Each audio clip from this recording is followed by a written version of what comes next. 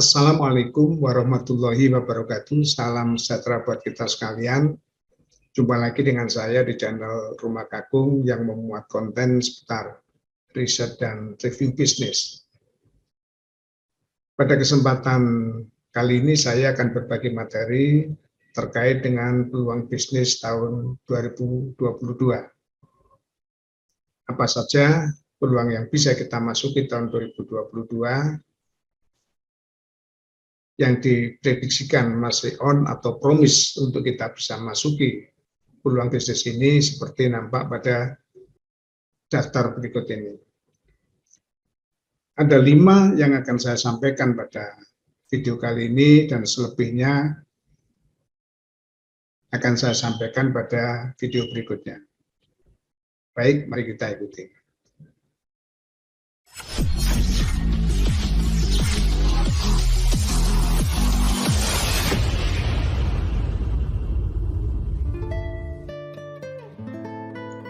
Dropship merupakan sistem bisnis menjual barang dari supplier tanpa harus memiliki stok barang, tanpa modal, cukup memiliki HP dan jaringan internet. Dropship bisa menjadi langkah awal seseorang untuk menjadi entrepreneur. Langkah apa saja yang perlu dilakukan? Yang pertama, memilih produk. Langkah pertama ini adalah memilih produk untuk dijual dan dipasarkan. Pilih produk yang banyak diminati orang, banyak dicari orang. Usahakan mencari produk yang dipakai orang setiap hari. Apa saja yang perlu dipertimbangkan ketika memilih produk? Yang pertama adalah menguntungkan. Dalam menjalankan model bisnis dropship, peran kita adalah sebagai marketer, sebagai pemasar. Pilih produk yang memberikan peluang keuntungan yang besar. Yang kedua, menarik. Pilih produk yang menarik dan berkualitas tinggi. Manfaatkan Google Keyword Planner, Google Trends, atau melakukan riset sendiri untuk mencari kata kunci produk yang sering dicari pelanggan.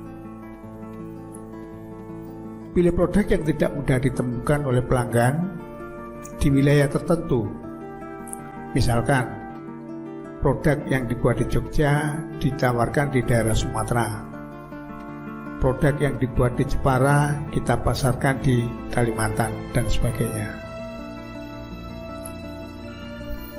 Yang kedua adalah melakukan riset terhadap kompetitor. Perlu diketahui bahwa sebagai dropship, kita tidak hanya bersaing dengan sesama dropshipper, tetapi juga dengan raksasa retail seperti Bukalapak, Tokopedia, Lazada maupun Shopee. Tetapi kita tidak perlu takut bersaing. Persaingan bukan hal yang harus dihindari. Sebaliknya, adanya kompetitor menjadi tanda bahwa peminat produk tersebut sangat tinggi.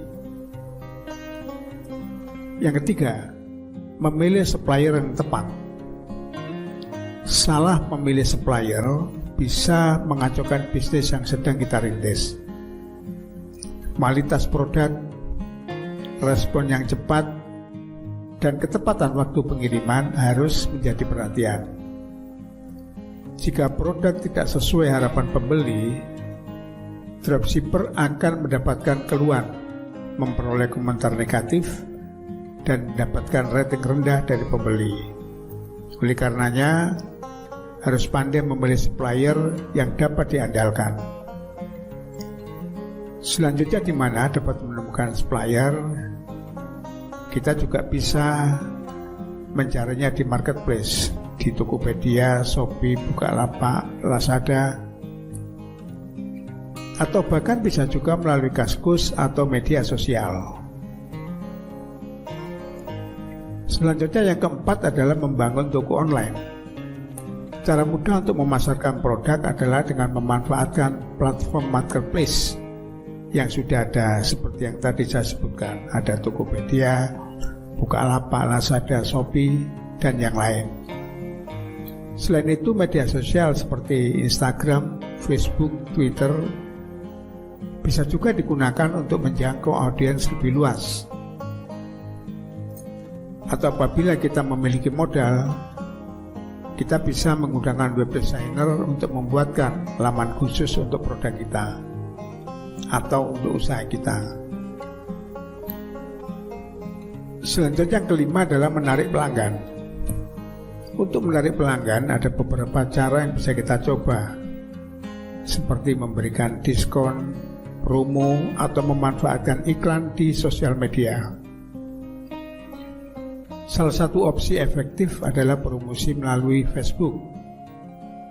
Kenapa Facebook? Karena Facebook memberikan kemungkinan untuk mengirimkan iklan pada target audience. Tentunya agar lebih optimal, gunakan SEO, Search Engine Optimization,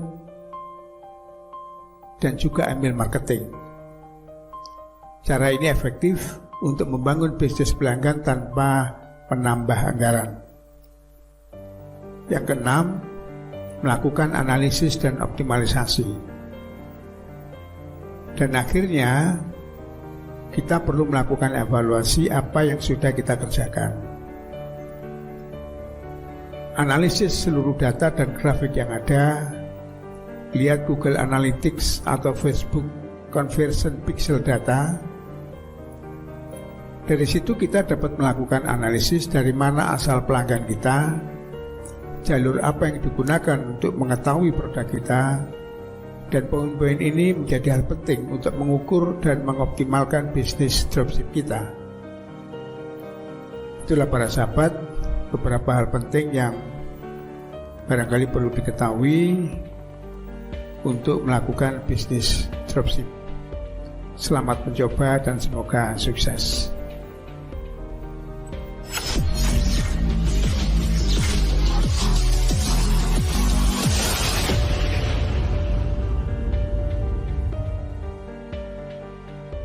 PPOB singkatan dari Payment Point Online Bank, yaitu sebagai bisnis yang menawarkan jasa pembayaran untuk berbagai tagihan. Bisnis ini mulai banyak diminati, alasannya sederhana, yaitu mudah, modal tidak perlu banyak, namun laba berjalan terus-menerus. Jika kita tertarik bisnis ini, ada beberapa hal yang perlu kita persiapkan. Yang pertama, tentunya modal. Modal yang dibutuhkan tidak besar, kita bisa memulainya bahkan dengan modal 100.000 saja sudah bisa jalan. Bisnis ini berbasis online, maka dibutuhkan perangkat yang terkoneksi dengan internet. Bisnis PPOB ini bisa dimulai dengan smartphone,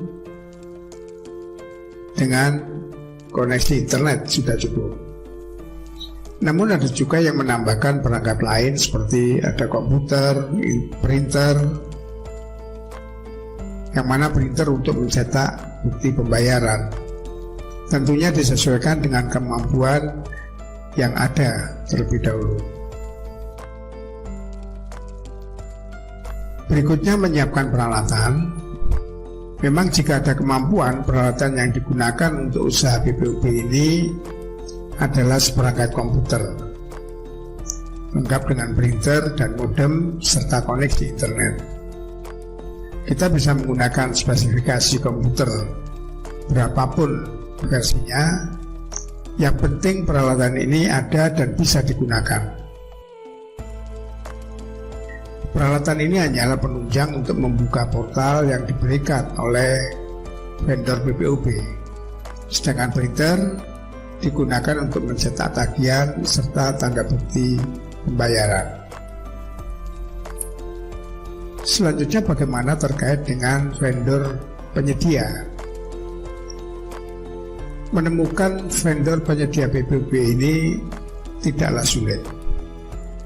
Kita sebaiknya memilih vendor dengan layanan yang lengkap dan tentunya harga yang bersaing. Layanan vendor yang diberikan seperti transfer bank, kirim tunai, tarik tunai, top up e-money, isi pulsa hingga token PLN. Kita tinggal mendaftarkan diri sebagai agen melalui aplikasi yang ini sudah banyak dan bisa diunduh di Play Store.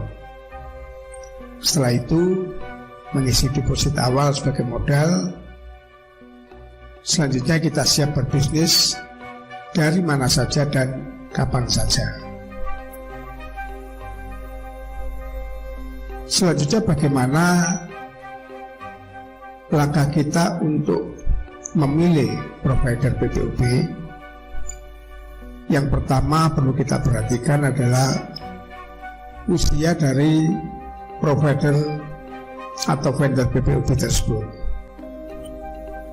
Meskipun namanya provider PPOP berdiri bukan menjadi penentu yang utama, tetapi lamanya provider bertahan hingga sampai saat ini bisa menjadi pertimbangan, bisa menjadi indikator bahwa PPOP tersebut cukup bagus. Secara logika, setiap usaha atau perusahaan yang sudah berdiri sejak lama dan mampu bertahan tentu memiliki kualitas yang baik. Sehingga pelanggan dari PPOP yang terbaik dan terpercaya, maka pelanggan tentu akan tetap bertahan pada provider tersebut. Berikutnya, kita harus melihat bagaimana kesuksesan member PPOP. Setelah melihat bagaimana profil dari PPOP tersebut, kita pun bisa melihat bagaimana kisah sukses dari para member yang bergabung. Umumnya, provider PPOP terbaik dan terpercaya akan memberikan beberapa contoh pelanggan suksesnya, di mana hal ini bukan hanya sebagai media iklan atau promosi saja, namun juga termasuk salah satu upaya untuk memperjelas bukti kesuksesan dari provider PPOP dimaksud. Selanjutnya, bagaimana kualitas PPOP? Kualitas yang dimaksud bukan hanya tingkat kepercayaan provider, namun juga kualitas pelayanan yang diberikan, seperti bagaimana kecepatan setiap transaksi yang dilakukan. Selanjutnya, PPOP terpercaya juga akan menyediakan kualitas pelayanan yang baik. Indikator yang lain yang menjadi rujukan untuk kita memilih provider atau vendor PPOP adalah fasilitas yang berlimpah. Salah satu keunggulan yang ditawarkan vendor PPOP umumnya pada sektor fasilitas, mulai dari fasilitas untuk transaksi hingga fasilitas yang diberikan khusus kepada seluruh member PPOP. Selanjutnya, indikator berikut adalah kecepatan transaksi. Salah satu keluhan yang sering dilontarkan atau disampaikan oleh pengguna PPOP adalah proses transaksi yang terlalu lama bertele-tele. Oleh karena itu, sebelum menentukan PPOP kita, maka harus paham betul bagaimana kecepatan transaksi yang dapat dilakukan melalui PPOP yang nanti akan kita pilih. Berikutnya yang menjadi indikator sebuah PPOP yang baik adalah banyaknya pengguna. Semakin banyak pengguna provider PPOP tersebut, maka tingkat kepercayaan dan kualitas yang diberikan olehnya tentunya semakin terjamin. Pastikan bahwa vendor maupun provider PPOP yang akan kita pilih memenuhi hal-hal yang tadi saya sampaikan di atas. Selanjutnya, bagaimana tentang lokasi bisnis? Sebenarnya lokasi bisnis PPOP ini bukan menjadi keharusan, sebab transaksinya dilakukan secara online. Namun adanya lokasi bisnis juga mempermudah bisnis kita untuk ditemukan oleh calon pelanggan. Oleh karena itu, bisa saja memilih tempat tinggal kita sebagai lokasi bisnis. Jika memungkinkan, gunakan satu ruang khusus untuk melayani calon pembeli kita. Beri penanda seperti banner ataupun mungkin papan nama jika perlu. Meski begitu, bisnis ini juga tetap bisa dijalankan meski kita tidak memiliki toko secara fisik. Kemudian bagaimana tentang strategi marketing? Bisnis ini memiliki banyak peminat karena kemudahan yang ditawarkan. Karena itu, kita harus memiliki strategi marketing yang berbeda. Tujuannya agar bisnis kita terlihat lebih menonjol sehingga mampu bersaing dan makin dikenal luas. Misalnya kita bisa memanfaatkan media sosial untuk berpromosi, buat poster promosi yang dipasang pada media sosial kita, serta aplikasi tukar pesan seperti WhatsApp. Selain itu tentu faktor pelayanan yang bagus, service excellent kita tonjolkan untuk menjaga loyalitas dari para pelanggan. Demikian, ternyata tidak sulit persiapan bisnis PPP ini. Jika kita sudah yakin untuk memulainya, segera kita cari provider atau vendor PPP untuk segera mendaftar. Semoga bermanfaat.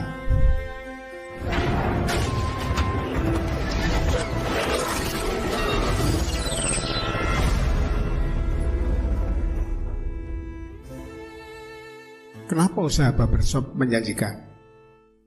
Yang pertama, termasuk kebutuhan utama. Potong rambut termasuk kebutuhan pokok atau kebutuhan utama dari manusia selain makan dan minum. Dan yang paling penting, potong rambut bukan merupakan bisnis musiman. Yang kedua, intensitas pria lebih sering potong rambut. Frekuensi pria untuk potong rambut bisa 2 kali lebih tinggi dibandingkan dengan wanita. Bahkan saat ini, kaum pria sudah menganggap potong rambut merupakan kebutuhan utama. Yang ketiga, pria lebih simpel dibandingkan wanita. Berdasarkan model potongan rambut, model rambut pria lebih simpel, tidak terlalu rumit dibandingkan dengan model rambut wanita. Selanjutnya yang keempat, resiko kecil. Tidak seperti bisnis makanan yang banyak resikonya, bisnis barbershop terbilang memiliki tingkat resiko yang sangat kecil. Selanjutnya, bagaimana konsep dan analisa modal usaha barbershop? Bagi yang tertarik membuka usaha ini, tentu memang dibutuhkan modal, merekrut karyawan ahli dalam hal cukur rambut dan perawatan rambut, atau justru kita sendiri yang sudah mahir dan bisa melakukan potong rambut. Kita bisa memulainya dengan usaha rumahan, namun usahakan untuk mengedepankan pelayanan dan mutu yang profesional. Ini penting untuk menumbuhkan kepercayaan dan rasa puas bagi pelanggan kita, sehingga mereka akan tetap menjadi pelanggan yang setia. Dalam hal modal, apabila kita memang memiliki modal yang lebih, kita dapat merekrut beberapa karyawan yang sudah ahli dalam hal potong rambut. Kita tinggal menyiapkan peralatan barbershop serta memilih tempat yang strategis. Tentu selain itu perlu juga melakukan promosi dengan berbagai cara, baik secara langsung maupun menggunakan media sosial. Untuk membuka usaha barbershop ini dengan menggunakan karyawan 2 orang, modal untuk pembelian peralatan diperkirakan kurang lebih sekitar 6 juta di luar sewa tempat. Tentu peralatan ini hanya kita beli sekali dan bisa kita gunakan. Akan ada penggantian untuk beberapa saat kemudian atau beberapa tahun kemudian. Yang perlu kita ketahui untuk berbisnis barbershop ini, yang pertama, usaha barbershop sedang menjamur dan perkembangannya cukup pesat karena ada hampir di setiap sudut jalan. Fenomena ini dilatar belakangi adanya tren dan kebutuhan pria untuk tampil rapi, terutama berkaitan dengan soal gaya rambut. Usaha barbershop tengah digandrungi oleh para usahawan muda karena dianggap menawarkan keuntungan yang cukup lumayan. Selain itu banyak keunggulan dan manfaat yang didapatkan jika membuka usaha. Namun bagi pemula tentunya akan kebingungan dalam hal memulai usaha tersebut dari awal hingga mampu menghasilkan keuntungan. Bagi yang berminat membuka usaha barbershop, ada beberapa hal yang perlu kita ketahui dan kita lakukan. Yang pertama, selalu mengikuti tren gaya rambut yang terbaru. Saat mengembangkan bisnis barbershop ini, sebaiknya kita selalu mengikuti tren gaya rambut yang terbaru. Tentu ini akan menjadi poin plus agar barbershop kita tidak ketinggalan zaman. Jadi, cobalah memberikan training secara rutin pada barberman kita. Dengan begitu konsumen akan merasa senang menggunakan barbershop yang kita miliki ini. Yang kedua, memberikan sistem menarik untuk pelanggan.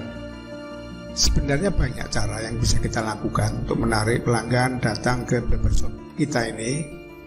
Cobalah memulainya dengan menggunakan misalkan sistem order atau sistem booking. Memberikan pelayanan sistem booking, maka pelanggan akan mendapatkan jadwal dan tidak akan menunggu antrian terlalu lama. Sistem booking yang paling sederhana dapat dilakukan melalui chat, melalui telepon, melalui WA dan sebagainya. Kemudian jangan lupa pada saat menentukan lokasi di mana barbershop yang akan kita buka itu berada. Lokasi barbershop sangat terkait dengan target market yang dituju.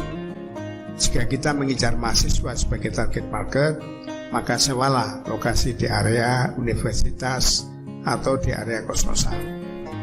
Tetapi jika kita mengincar target market secara lebih umum dan lebih luas, maka menyewa lokasi di tempat umum seperti area ruko, dekat pasar, atau dekat gang rumah penduduk, ini menjadi pilihan yang bisa kita lakukan.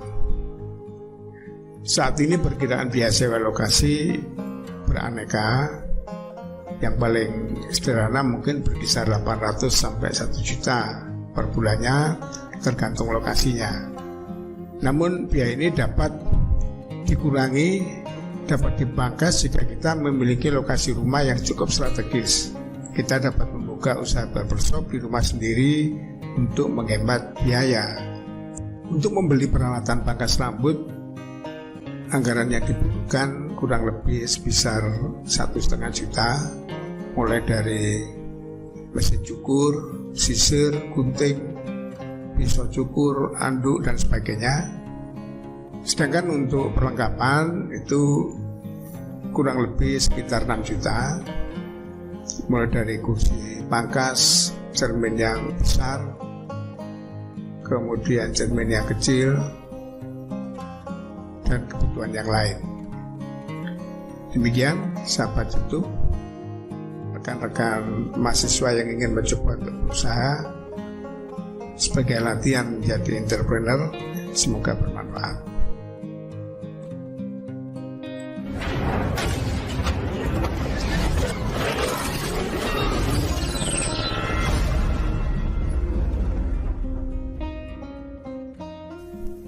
Bagi orang-orang perkotaan, minum kopi sudah menjadi lifestyle di semua kalangan. Mulai dari remaja, mahasiswa, pekerja kantoran, sampai masyarakat umum.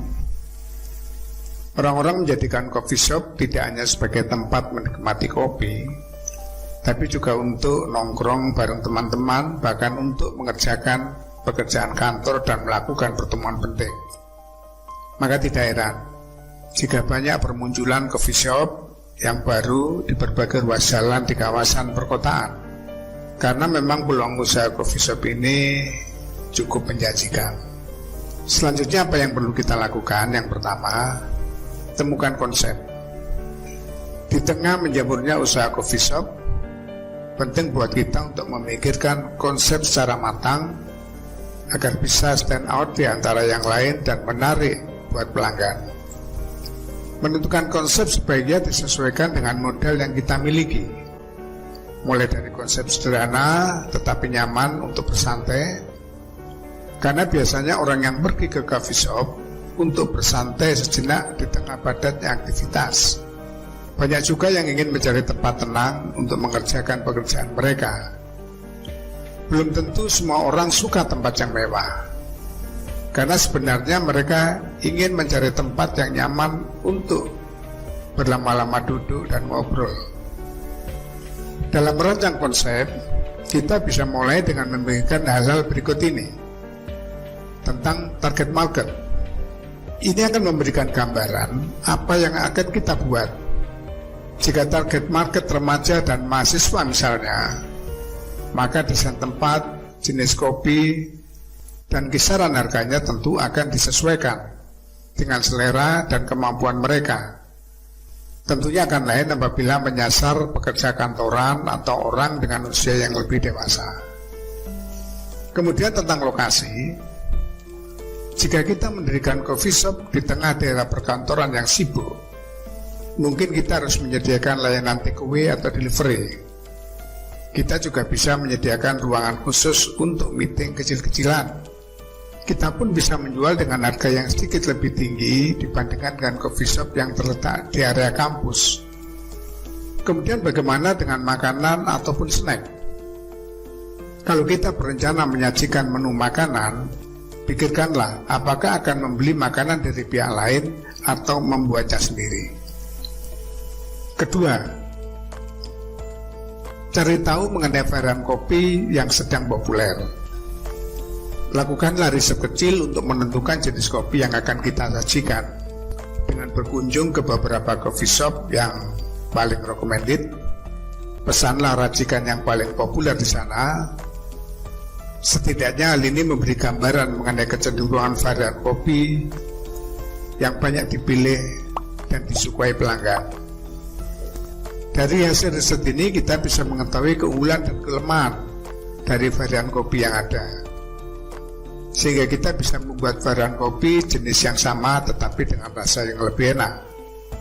Ketiga, cari supplier biji kopi yang tepat. Hal yang penting sebelum memulai usaha coffee shop adalah mencari penyedia kopi berkualitas yang disukai pelanggan sesuai hasil riset kita. Carilah informasi atau kontak supplier yang terpercaya. Selanjutnya kita bisa melakukan tes terlebih dahulu. Kalau cocok dengan rasa dan harganya, barulah kita membahas kerjasama lebih lanjut.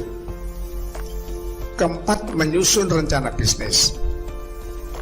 Rencana bisnis atau business plan mencakup banyak hal penting mengenai usaha yang akan kita lakukan.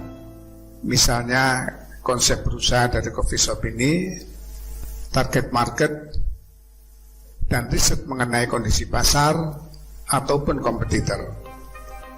Bisnis plan tidak hanya terkait bagaimana menjalankan coffee shop tersebut, tapi juga dibutuhkan saat kita mencari modal tambahan. Kemudian yang kelima, menyiapkan modal. Membuka usaha coffee shop membutuhkan biaya yang tidak sedikit, minimal sekitar 20 juta untuk mini coffee shop. Itu pun belum termasuk biaya sewa tempat. Jadi pastikan kita memiliki modal yang cukup untuk memenuhi kebutuhan peralatan. Kemudian kita bisa membutuhkan waktu 6-12 bulan untuk bisa menikmati keuntungan. Oleh karena itu, modal yang disiapkan harus mencukupi kebutuhan biaya operasional sampai keuntungan dapat menutupi biaya operasional tersebut. Jika modal yang dimiliki sedikit, kita bisa mengajak teman untuk bergabung atau mencari pinjaman untuk tambahan modal. Kita juga perlu memahami bahwa di awal berdirinya, bisnis ini belum tentu bisa langsung menghasilkan keuntungan. Yang keenam, menentukan lokasi usaha. Lokasi memiliki peran yang penting dalam suatu usaha. Pemilihan lokasi menjadi penentu usaha akan berhasil atau tidak. Oleh sebab itu, carilah tempat yang strategis dengan akses yang mudah ditemukan. Usahakan berada di tengah-tengah keramaian seperti dekat kampus, sekolah, kantor maupun mal. Sesuaikan pula pemilihan tempat dengan target market yang dituju agar pasarnya tepat sasaran. Selain itu ada beberapa hal lain yang perlu kita pertimbangkan. Yang pertama, bagaimana aturan khusus di wilayah tersebut terkait pendirian usaha coffee shop. Yang kedua, bagaimana peta persaingan dengan usaha serupa. Selanjutnya, ruangan yang akan kita gunakan, apakah sudah tersedia dapur, bagaimana ketersediaan listrik, air, lokasi pembuangan, bagaimana tempat parkirnya, dan lain-lain. Ketujuh, mendesain tempat dan mempersiapkan peralatan. Demi kenyamanan pelanggan, desain tempat juga harus diperhatikan secara khusus. Perhatikan style furniture yang akan kita pilih. Pikirkan bagaimana alur yang harus dijalankan oleh karyawan kita untuk melayani pelanggan, seperti penerimaan pesanan, menyajikannya, serta proses pembayaran. Agar usaha berjalan lancar, gunakan peralatan yang berkualitas, namun tetap terjangkau dengan modal yang tersedia. Mulai dari mesin grinder, kettle pemanas, dan masih banyak lagi. Serta perlengkapan pendukung seperti meja, kursi, cangkir, aksesoris pemanis ruangan, dan lainnya. Utamakan kreativitas agar peralatan yang digunakan tetap sederhana namun bisa menarik perhatian banyak orang. Kedelapan, membuat pembukuan. Pembukuan menjadi hal yang begitu penting dilakukan jika ingin usaha coffee shop kita cepat berkembang. Catatan keuangan harian harus diperhatikan sejak awal usaha. Dari pembukuan, kita bisa mengetahui sejauh mana usaha kita menghasilkan keuntungan dan bagaimana kita dapat mengendalikan arus kas. Jangan khawatir, saat ini sudah banyak aplikasi keuangan gratis ataupun yang murah yang dapat digunakan untuk menyusun pembukuan secara praktis, efisien, dan akurat. Kesembilan, merekrut karyawan. Pelayanan yang baik kepada pelanggan adalah hal penting untuk mensukseskan usaha apapun, termasuk coffee shop. Sebelum memilih staf, sebaiknya kita tentukan dulu kualifikasi seperti apa yang kita harapkan. Kita juga harus mempertimbangkan apakah ingin melatih sendiri para staf tersebut atau memilih yang sudah berpengalaman. Saat melatih staf, pastikan mereka juga belajar bagaimana cara membuat varian kopi dengan benar. Para pelanggan juga mungkin akan bertanya hal-hal sekitar menu yang ditawarkan. Jadi pastikan karyawan kita mampu menjawab semua pertanyaan dari pelanggan. Kemudian yang ke-10, mulai publikasi sebelum coffee shop dibuka. Sebelum mulai membuka coffee shop untuk publik, perlu kita perhatikan, publikasikanlah terlebih dahulu di sosial media atau undang para food bloggers dan influencers untuk menikmati kopi dan sajian di coffee shop kita. Jangan lupa sediakan diskon spesial dari permukaan untuk menarik para pelanggan potensial.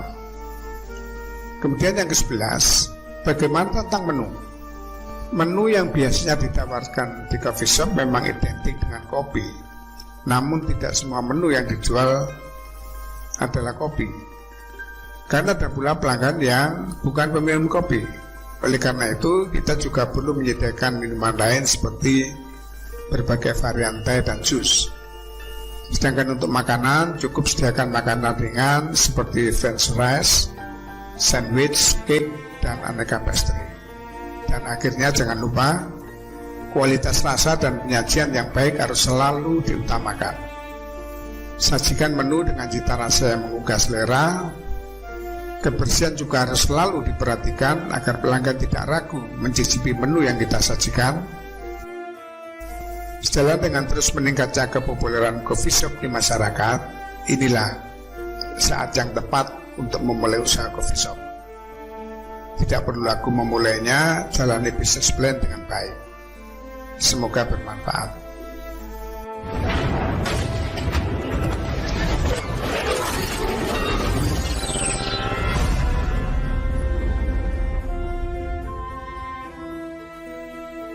Produk fashion merupakan produk terlaris setiap tahunnya.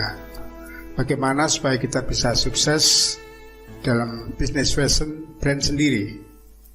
Penting sekali melakukan persiapan dan cara yang tepat. Seperti langkah-langkah berikut ini. Yang pertama, lakukanlah riset produk. Kedua, kenali target pasar.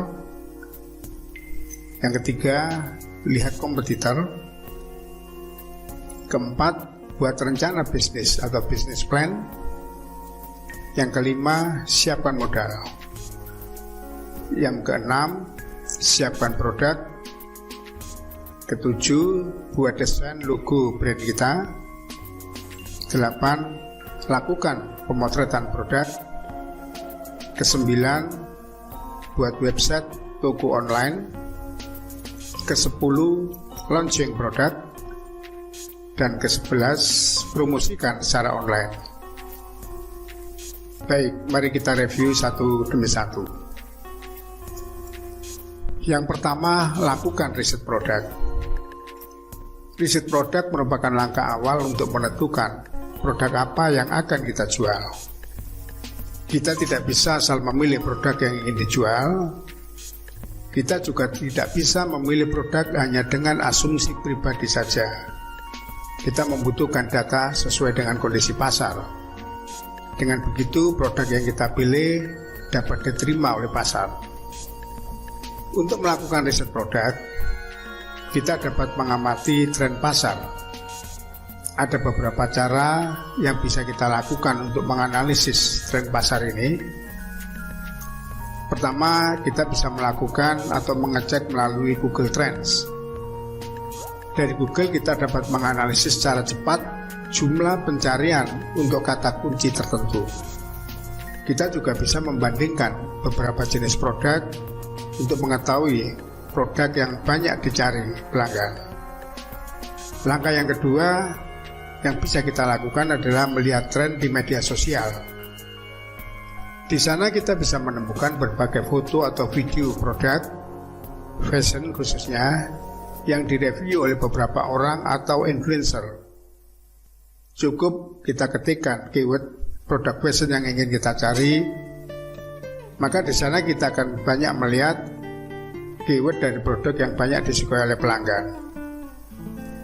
Melakukan riset sendiri untuk mengetahui produk yang dibutuhkan dan disukai oleh konsumen, kita bisa melakukan survei online secara sederhana. Kita bisa memanfaatkan beberapa media sosial untuk menyebarkan survei kita, menyebarkan kuesioner kita, dan mendapatkan feedback dari banyak responden. Yang kedua, kenali target pasar. Dengan mengetahui target pasar, kita bisa menciptakan produk yang disukai dan dibutuhkan. Target pasar juga dapat membantu kita untuk membuat strategi pemasaran produk yang tepat. Bagaimana cara mengetahui target pasar? Pertama, melalui asumsi kita. Misalnya kita menjual produk baju kemeja formal wanita. Tentu kita akan berasumsi yang akan membeli produk kita adalah wanita kantoran, mahasiswa, atau mungkin guru. Selanjutnya kita lihat dari kompetitor kita. Lihat produk dari kompetitor kita, kemudian lakukan analisis siapa target pembelinya. Kita juga bisa mendapatkan celah dan menciptakan produk yang lebih unggul dari kompetitor. Selanjutnya, komunikasi dengan konsumen. Mengenali target pasar juga bisa dilakukan dengan cara langsung dengan calon pelanggan. Mintalah saran seputar bisnis fashion dari teman-teman terdekat atau kolega kita. Apakah produk fashion yang mereka butuhkan dan mereka sukai? Berapa harga yang pantas untuk sebuah produk? Apakah warna tertentu menjadi pilihan mereka? Tidak kalah pentingnya adalah membuat buyer view.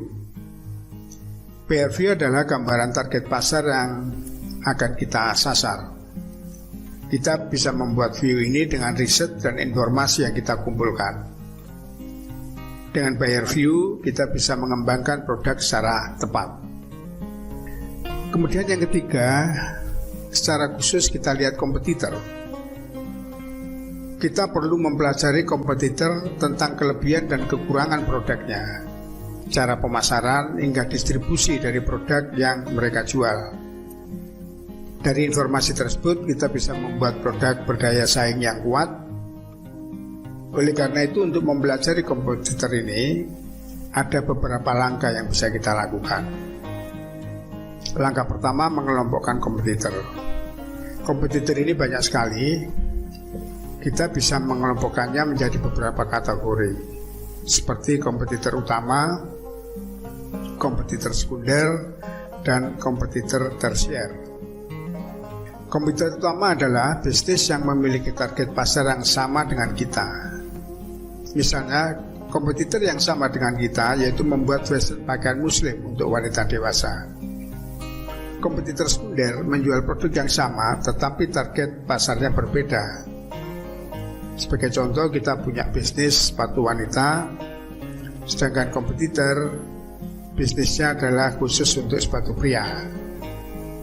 Kemudian kompetitor tersier, yaitu kompetitor yang tidak secara langsung berkompetisi dengan produk kita, namun mereka menghasilkan produk yang masih berhubungan langsung dengan produk kita.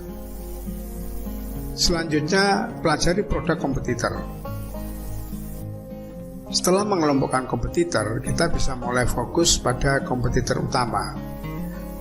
Perhatikan apa unggulan dan kelemahan produk dari kompetitor.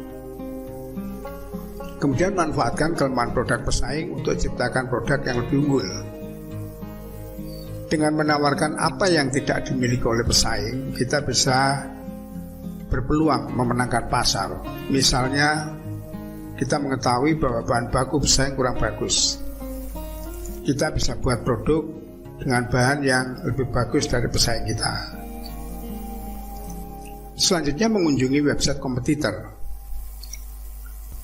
Mengunjungi website kompetitor ini penting. Coba perhatikan setiap detail dari websitenya, mulai dari tampilan, deskripsi masing-masing produk, sampai seberapa cepat loading website dari kompetitor kita. Kemudian, apakah website dari komputer kita responsif terhadap perangkat mobile, terhadap HP? Apakah mereka punya blog atau halaman khusus untuk promosi? Dari hasil analisis website kompetitor, kita bisa membuat website yang lebih baik dari website toko online kompetitor. Selanjutnya, tidak kalah pentingnya adalah mengunjungi media sosial kompetitor. Selain website resmi, kita juga perlu menganalisis media sosial milik kompetitor. Cari tahu seperti apa postingan dari kompetitor. Apakah mereka responsif terhadap komentar pelanggan, dan seterusnya. Tentu ini menjadi masukan bagi kita untuk membuat satu langkah promosi melalui media sosial yang lebih baik. Reviewlah pelanggan dari kompetitor kita. Tak cukup melihat kelebihan dan kekurangan website dan media sosialnya, kita juga perlu melihat bagaimana review pelanggan terhadap kompetitor. Dari review produk tersebut, kita akan mendapatkan informasi mengenai kelebihan maupun kekurangan dari kompetitor kita. Kita bisa meniru strategi untuk mendapatkan review positif dari pelanggan, tetapi juga bisa membuat strategi yang lebih baik agar tidak terjadi review yang negatif. Selanjutnya, bandingkan harga kompetitor.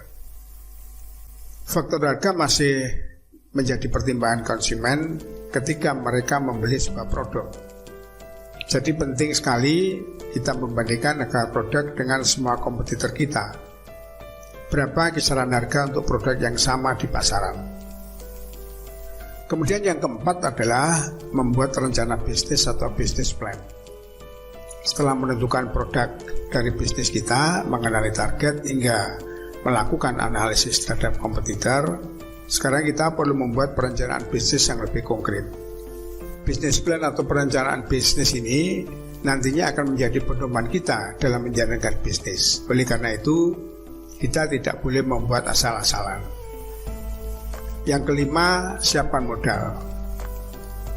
Dalam memulai bisnis fashion, peran modal sangat penting. Namun, modal sedikit atau banyak bukan satu-satunya penentu keberhasilan bisnis kita. Kita perlu membuat rincian anggaran dengan tepat. Catatlah semua rencana pengeluaran bisnis kita. Supaya lebih terstruktur dan tidak membingungkan, buatlah perencanaan anggaran kita dalam bentuk tabel sederhana, rencana modal bisnis vision kita dalam format Excel, sehingga akan lebih fleksibel apabila ada penyesuaian dan perubahan yang kita lakukan. Keenam, siapkan produk. Sebisa mungkin produk kita memiliki pembaruan dan keunggulan yang tidak dimiliki kompetitor. Jadi sangat penting kita menyajikan produk orisinal yang berkualitas. Untuk mendapatkan produk yang orisinal, kita tentu harus memikirkan desain produknya, memilih bahan yang berkualitas, dan mulai mencari produsen untuk memproduksi produk kita. Bagaimana langkah menciptakan produk yang berkualitas? Antara lain, pertama, desain. Menciptakan desain produk yang berkualitas dimulai dari sebuah rancangan. Berbekal riset dan pengetahuan tentang produk, kita bisa membuat produk yang disukai dan diminati oleh calon pelanggan kita. Selanjutnya, buat signature style. Salah satu pembeda produk kita dengan kompetitor bisa datang dari ciri khas atau style khas produk kita. Style yang khas membuat pelanggan mudah mengingat dan mengenal produk kita. Misalnya, style desain, bahan yang digunakan, ciri khas dari warna, dan lain-lain. Tidak perlu rumit, yang penting mudah diingat oleh pelanggan. Untuk membuat signature style yang kuat, cobalah buat desain yang lebih filosofis. Misalnya, brand fashion German A Kind of Guys dengan tema ayam cemani. Tema tersebut ternyata terinspirasi dari corak kebudayaan Indonesia. Yang ketujuh, buat desain logo brand. Desain logo brand tidak bisa dianggap sepele. Kenapa? Logo brand bisa disebut sebagai cerminan atau citra konsep dari bisnis kita. Mungkin kita pernah mendengar beberapa perusahaan mendesain ulang logo brandnya untuk menyampaikan visi baru mereka dan citra baru yang ingin mereka bangun. Dengan kata lain, logo brand fashion harus dibuat sebaik mungkin.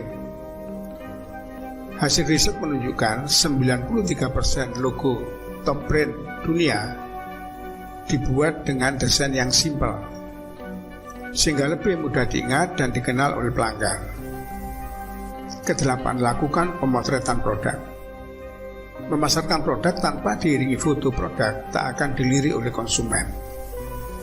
Hasil pemotretan pajanglah pada katalog website toko online, iklan, dan postingan media sosial. Buat yang bagus dan terkesan profesional. Kalau perlu kita menyewa jasa fotografer khusus fashion untuk foto produk kita. Untuk menghasilkan foto produk fashion sesuai target, pilihlah model yang sesuai. Sama seperti membuat konsep foto, kita harus dapat menentukan model yang sesuai dengan target pasar.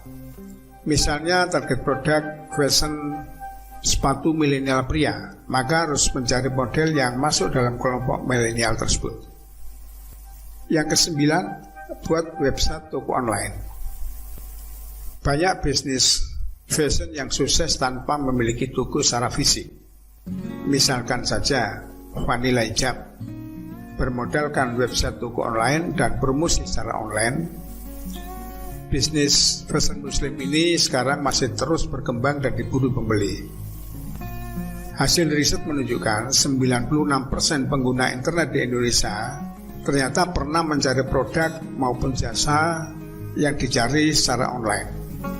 Menurut data, produk yang paling laris dibeli secara online adalah fashion. Jadi bisnis fashion berpeluang sukses jika dijual secara online. Oleh karena itu, penting sekali memiliki website toko online. Dengan website toko online ada banyak sekali manfaatnya, antara lain menampilkan katalog produk kita, menjual produk kita, menampilkan launching produk terbaru, menampilkan informasi profil bisnis kita, membuat informasi kontak bisnis kita. Selain itu, Membuat website toko online sebenarnya tidak rumit. Apalagi ada CMS dan plugin toko online yang memudahkan kita membuat website toko online. Kita bisa membuatnya sendiri, misalkan dengan langkah-langkah berikut ini. Pertama, buat dan daftarkan nama domain website toko online kita.